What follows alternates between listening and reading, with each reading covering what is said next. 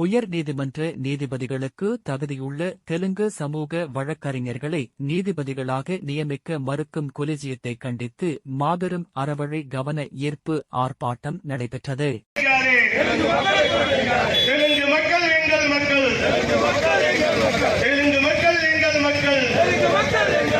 தமிழகத்தின் சொந்த மக்கள், தமிழகத்தின் சொந்த மக்கள், மதுரை புறக்கணிக்காது.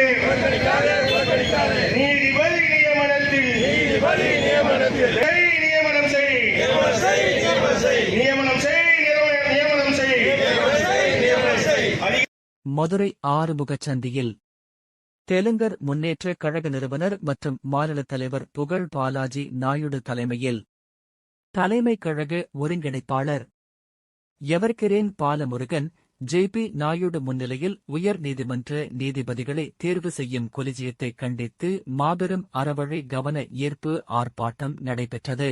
இந்த ஆர்ப்பாட்டத்தில் உயர்நீதிமன்ற நீதிபதிகள் நியமனத்தில் சமூக நீதியை உறுதி செய்யக் கோரியும், மொழிவாரி சிறுபான்மையினர் தகுதியுள்ள தெலுங்கு சமூக வழக்கறிஞர்களை நீதிபதிகளாக நியமிக்க மறுக்கும் செயலை உணர்த்த கோரியும், உயர்நீதிமன்ற மதுரை அமர்வு துவங்கப்பட்டு 21 ஆண்டுகளில் தெலுங்கு சமூக வழக்கறிஞர்கள் ஒருவர் கூட நீதிபதிகளாக நியமிக்காத போக்கை கண்டித்து இந்த 3 அம்ச கோரிக்கைகளை வலியுறுத்தி ஆர்ப்பாட்டம் நடைபெற்றது.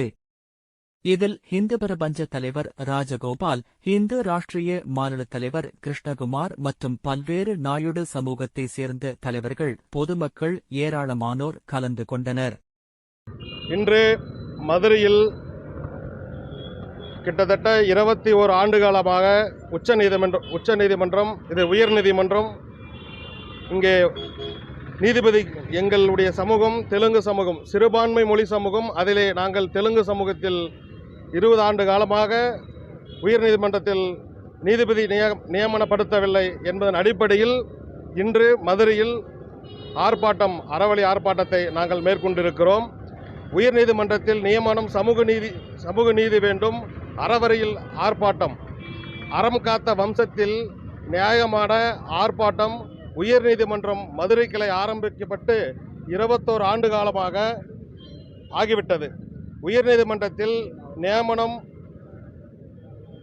பல சாதியினருக்கு வழங்கியிருக்கிறார்கள்.